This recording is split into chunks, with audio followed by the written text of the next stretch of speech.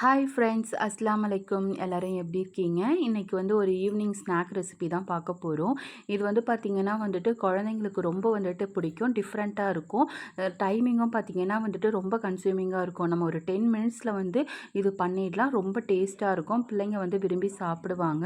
இதுக்கு வந்து ஃபஸ்ட்டு பார்த்திங்கன்னா வந்துட்டு 1/4 கிலோ சிக்கன் எடுத்து வந்து நல்லா வந்துட்டு அலசிட்டு ஒரு மிக்ஸி ஜாரில் போட்டு ஃபஸ்ட்டு பல்ஸ் மோடில் வந்துட்டு ஒரு வாட்டி அரைச்சிக்கணும். செகண்ட் வந்து பார்த்திங்கன்னா அதே மிக்ஸி ஜாரில் வந்து நல்லா ஒரு கைப்பிடி அளவுக்கு கொத்தமல்லி, இஞ்சி பூண்டு பேஸ்ட்டு வந்து ஒரு 1 1/2 டீஸ்பூன், பச்சை மிளகாய் 2, மிளகாத்தூள் வந்து நம்ம பச்சை மிளகாவும் போட்டிருக்கோம். அதனால் காரத்துக்கு ஏற்ற மாதிரி ஆட் பண்ணிக்கோங்க.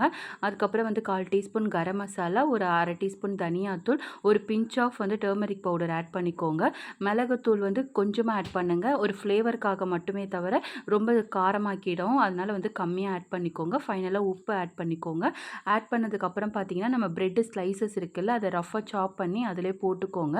போட்டு வந்து நல்லா வந்துட்டு பல்ஸ் மோடில் அரைச்சி எடுத்துக்கிட்டிங்கன்னா நல்லா வந்துட்டு ஒட்டாமல் நம்மளுக்கு வந்து நல்லா வரும். அது பால்ஸ் மாதிரி பிடிச்சிக்கோங்க. வடை மாதிரியும் இல்லாமல் கட்லெட் மாதிரியும் இல்லாமல் நல்லா கொஞ்சம் வந்து இல்லைனா வந்துட்டு இந்த மாதிரி பட்டர் பேப்பரில் வந்துட்டு நல்லா திரட்டிக்கோங்க. கையிலே நம்ம தட்டிக்கலாம். தட்டிட்டு பார்த்தீங்கன்னா நடுவில் வந்து பார்த்தீங்கன்னா க்யூப் சீஸு இல்லைனா வந்து மொசேரலா சீஸ் எனி சீஸஸ் நீங்கள் ஆட் பண்ணிக்கலாம். ஆட் பண்ணிவிட்டு அதை வந்து அப்படியே வந்துட்டு நல்லா வந்துட்டு ஒரு கட்லெட் ஷேப்புக்கு நம்ம கொண்டு வரணும்.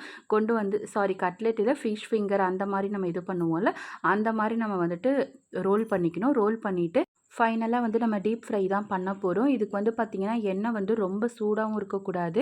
நம்மளுக்கு வந்து ரொம்ப என்ன சொல்கிறது, மிடிலாக இருந்தால் போதும்.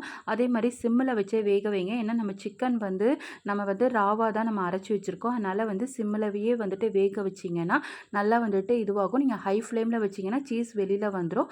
சிம்மிலே வச்சு ஃப்ரை பண்ணுங்கள். குழந்தைங்களுக்கு ரொம்ப பிடிக்கும். கண்டிப்பாக ட்ரை பண்ணி பாருங்கள்.